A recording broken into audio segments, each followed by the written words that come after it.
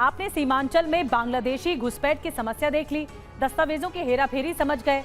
अब हमारी पड़ताल में अगला ये सवाल था कि बांग्लादेश से आए ये मुसलमान कौन हैं? आखिर ये किस रूट से बिहार में घुसपैठ करते हैं? इन सवालों के जवाब भी हमने ढूंढ लिए हैं। TV9 भारतवर्ष की पड़ताल में घुसपैठ का जो रूट है वो पता चला है। सीमांचल में बांग्लादेश से घुसपैठ के दो अहम रूट हैं। पश्चिम बंगाल और नेपाल से सीमांचल में घुसपैठ आसान है। सीमांचल की जो मुस्लिम आबादी है उसमें बढ़ रहे बांग्लादेशी मुसलमान और शेरशाहबादी और सूरजापुरी मुस्लिम की तादाद यहाँ पर बढ़ी है। हम अपनी सीमांचल एक्सक्लूसिव रिपोर्ट के आखिरी पड़ाव में इस वक्त हैं और जिसमें आपको उन तमाम प्रश्नों के उत्तर अब मिलेंगे जो आप ये जानना चाहते हैं। आपको ये भी पता चल जाएगा कि सीमांचल की सियासी अहमियत भी क्या है। बिहार सरकार के आंकड़े बताते हैं कि कुल जनसंख्या का 0.9965% यानी 13,02,644 शेरशाहबादी मुस्लिम सीमांचल में है।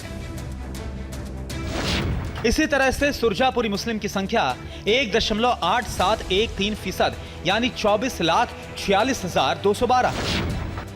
बिहार सरकार के दस्तावेज में यह साफ लिखा है कि सुरजापुरी वो मुस्लिम है जो शेख, सैयद, मलिक, मोगल में नहीं आते और केवल पूर्णिया, कटिहार, किशनगंज और अररिया यानी सीमांचल के जिलों में बसे हुए हैं। शेरशाहबादी और सुरजापुरी मुस्लिम भारतीय मुसलमानों से अलग है। इन्हें बांग्लादेशी माना जाता है। दोनों में फर्क यह है कि सुरजापुरी मुस्लिम 1947 यानी आजादी के समय भारत आए थे, जबकि शेरशाहबादी 1971 के बाद आए। ये एक समय की बात है जब यहाँ पे सीमांचल के गांधी नाम से एक नेता जाने जाते थे। उसी समय से ये बाहर से वो लाके लोगों को, वोटरों को यहाँ बसाना शुरू कर दिए थे। बाहर से ढेर सारे वोटर्स यहाँ पे आते हैं और वोट गिरा के चले जाते हैं। अवैध रूप से यहाँ पे रहते हैं यहाँ पे।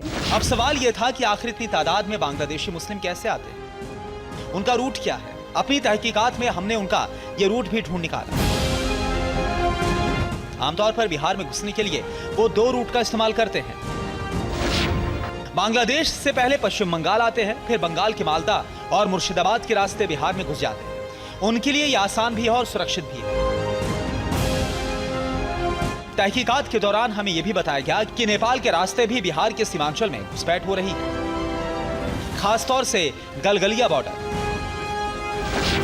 इस दावे की छानबीन के लिए TV9 भारतवर्ष की टीम जब गलगलिया बॉर्डर पहुंची तो हमने देखा कि खेतों के रास्ते आराम से लोग नेपाल से आवाजाही कर रहे हैं। उन्हें रोकने टोकने वाला कोई नहीं था।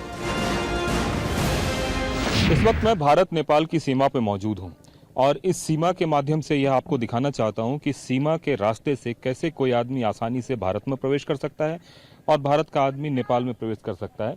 उसकी ये तस्वीर आपको देखने को मिल रही होगी।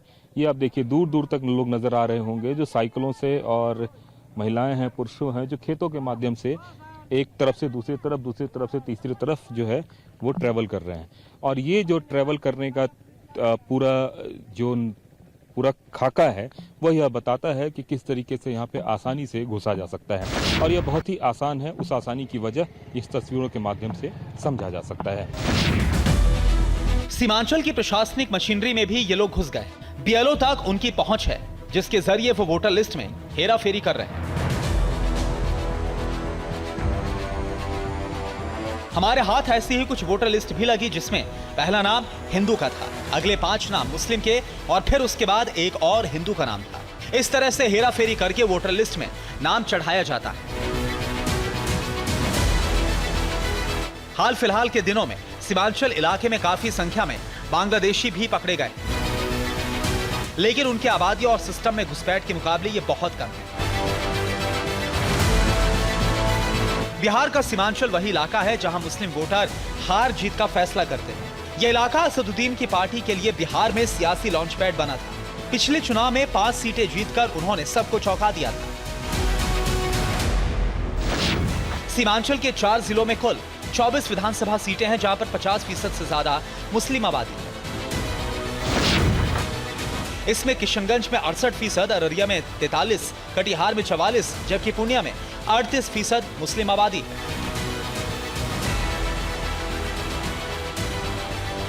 बिहार सरकार के दस्तावेज और जमीन हालात की पड़ताल बताती है कि वोटर लिस्ट में गड़बड़ी की गुंजाइश है। ये भी सच समझ आता है कि सीमांचल में बांग्लादेशियों की घुसपैठ आसान है। विपक्ष का आरोप है कि घुसपैठ रोकना केंद्र सरकार की जिम्मेदारी है, लेकिन इस बात से भी इनकार नहीं किया जा सकता कि एसआईआर की सियासत और चुनाव आयोग पर विपक्ष के निशाने के पीछे वोट बैंक की छटपटाहट है।